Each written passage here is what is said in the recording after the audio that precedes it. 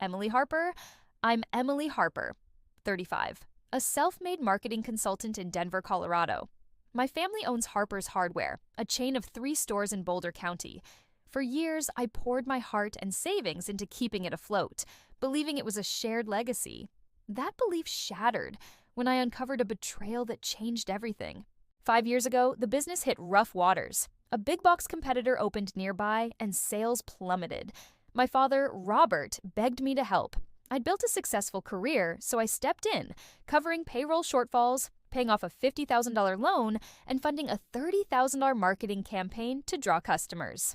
Over time, I contributed $92,000 from my personal savings, plus countless hours strategizing. My younger brother, Tyler, 29, worked as a store manager but never chipped in financially. I assumed he couldn't afford to, living paycheck to paycheck. Dad always said, "Emily, you're our rock," and I wore that badge proudly.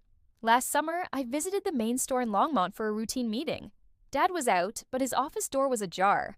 On his desk, I spotted a legal document labeled Harper's Hardware Succession Plan.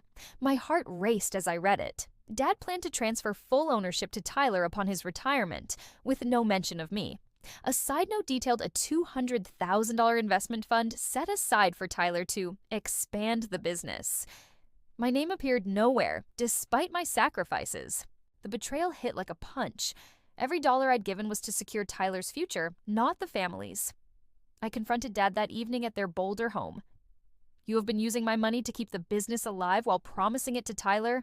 I demanded, holding the document. He stammered, "It's not like that, Emily. Tyler needs the stability. You're doing fine on your own."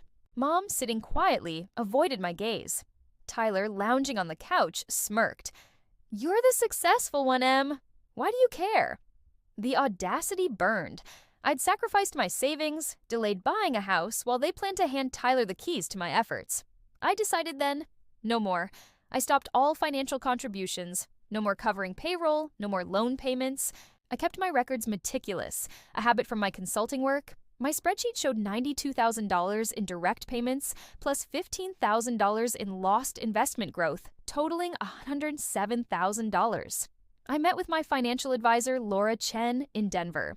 "Emily, you've been subsidizing a business you're excluded from," she said. "Document everything." She referred me to a business attorney, Mark Ellison, who prepared a notarized summary of my contributions. 2 weeks later, Dad called. "Emily, the bank says the loan payment's overdue. Fix it." No greeting, no remorse. I emailed him the notarized summary with a note. "I've paid enough." His response was a furious voicemail. "You're abandoning the family legacy." Tyler texted, "You're screwing us over, Em." Typical.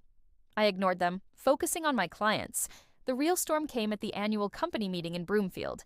Dad invited local investors and extended family to discuss the future of Harper's Hardware. I wasn't invited, but my cousin Sarah tipped me off. "Dad says you're sabotaging the business." I arrived unannounced, carrying my documentation. The room, filled with aunts, uncles, and investors, fell silent as I walked in. "Before you discuss the future," I said, "let's talk about the past." I distributed copies of my financial summary. "I've contributed $107,000 to keep this business alive. Payroll, loans, marketing. Meanwhile, Dad's succession plan gives full ownership to Tyler, with a $200,000 fund for him alone." Gasps rippled through the room. Aunt Linda, a minority investor, demanded, "Robert, is this true?" Dad's face reddened. "It's a family matter," he muttered. "No," I countered. "It's a business matter, and I'm done being used." The fallout was swift. Investors questioned Dad's leadership. Aunt Linda proposed revising the succession plan to include me or reimburse my contributions. Tyler, cornered, admitted he knew about the plan but assumed I'd be fine. Mom, tearful, whispered, "We didn't mean to hurt you." But they had, for years.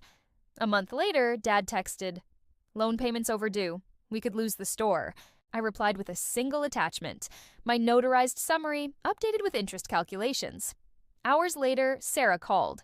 "Tyler's selling his car to cover the payment. He's furious, but Aunt Linda's pushing for a new ownership structure. You've got support." For the first time, I felt seen. The business wasn't mine, but neither was the burden anymore.